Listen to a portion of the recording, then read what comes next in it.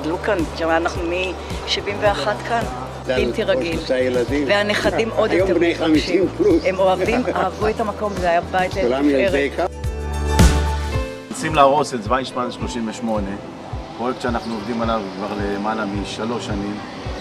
טוב, שלום לכולם, אנחנו פה ברחוב ויצמן 38. פה כולנו התרגשנו מאוד לראות את התחלת ההריסה, ועד מחר כבר הבניין לא יהיה קיים, ותוך שנתיים יהיה לנו פה בניין חדש, והבעלים יוכלו להיכנס לדירה חדשה.